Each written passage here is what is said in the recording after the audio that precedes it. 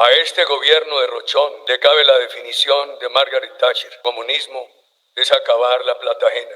El presidente Álvaro Uribe Vélez, en un foro organizado por FENALCO, dejó claro que este desgobierno de Gustavo Petro es lo peor que le puede pasar a los comerciantes de Colombia. Fue una exposición clara y contundente. Fue difícil aquel nacimiento de FENALCO entre la Gran Depresión y la Segunda Guerra Mundial. En los inicios, los comerciantes se unieron para frenar el intervencionismo de Estado que alteraba el mercado. Ahora los retos son mayores. La actividad destructora del neocomunismo ha marcado la senda para terminar el gobierno con un déficit superior al 7% y un endeudamiento alrededor del 70%. Durante estos 36 meses, el actual gobierno ha superado en 86.000 contratos de servicios personales lo acumulado en el mismo periodo del gobierno anterior, con un costo adicional de 5,5 billones de pesos. A esto se suma un aumento de 20.000 empleados públicos, 11 nuevas embajadas y 24 consulados, todo en la época de la revolución de las comunicaciones. Los miles de compatriotas beneficiados con estos contratos y nombramientos son esclavos electorales del actual gobierno, que los ha vinculado con plena conciencia de que no hay dinero para pagarles. A este gobierno de Rochón sin límite, le cabe la definición de Margaret Thatcher. Comunismo es acabar la plata ajena, en este caso el dinero del pueblo.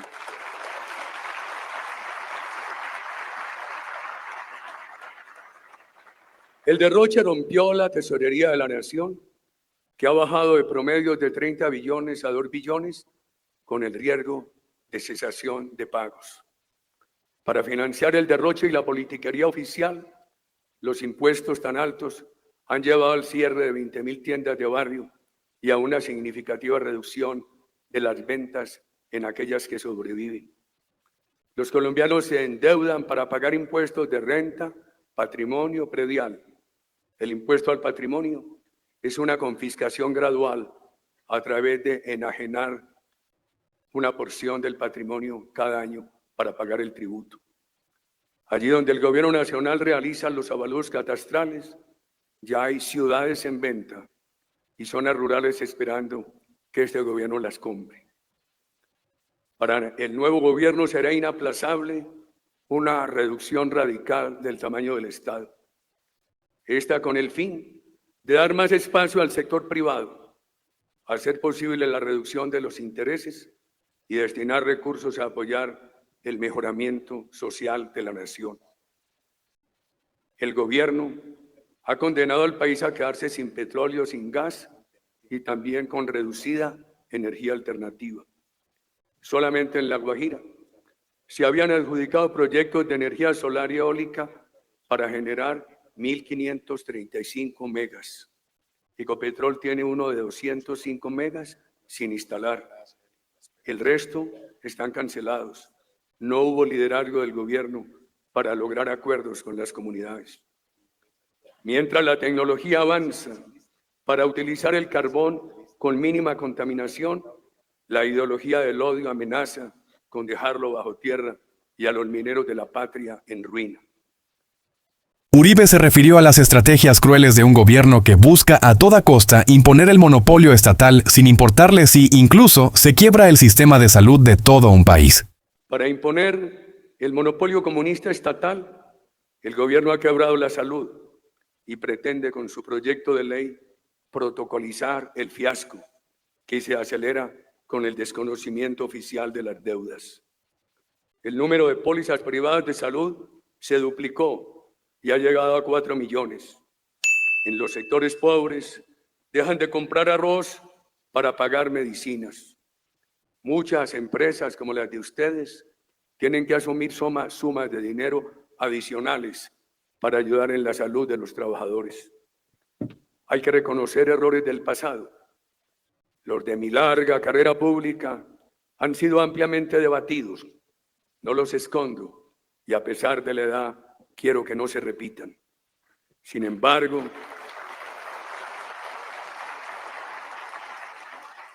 Sin embargo, siguen orondos los responsables de aquellos errores que concedieron impunidad total al terrorismo e hicieron promoción tácita del regreso del narcotráfico, con consecuencias que hoy se sufren.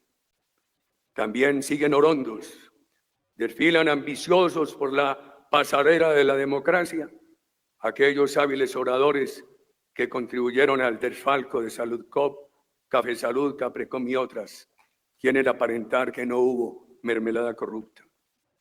La lucha contra la corrupción no se puede confiar a sus beneficiarios.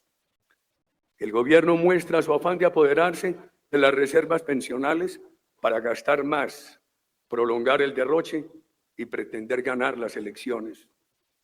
No se ha pensado en un país con empleo de calidad, sino en atraer al trabajador con un discurso antiempresa que termina con más informalidad. Los inversionistas huyen de los mercados colombianos por falta de garantías en un desgobierno antiempresas. La caída de la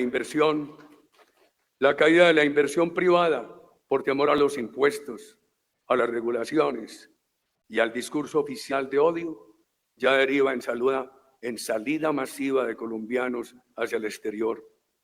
Alrededor de 13,5 millones de personas han salido del país. Se estima que 1,7 millones no han retornado. En promedio, el país expulsa por año 90,000 jóvenes con título profesional, técnico o tecnológico. La salida de capitales supera el ingreso. En el último semestre entraron recursos de capital por 6,579 millones de dólares y salieron 7,432. El negativo fue de 853 millones. En agosto, la caída de la inversión extranjera fue del 20%. Se consolida la tendencia de más empresas cerradas que nuevas. Pese a lo anterior, Colombia no ha tocado fondo en el proceso de destrucción neocomunista. En Argentina y Bolivia los derrotaron porque en ambos países la ciudadanía sintió el estrago de la destrucción. En Colombia el gobierno todavía dispone de capacidad de engañar. Oculta la demolición democrática con un crecimiento del 2,5% y un desempleo del 9%. En este último, la informalidad supera la registrada antes de la pandemia. Sería mucho mayor esa informalidad sin la salida masiva de personas y sin la expansión burocrática.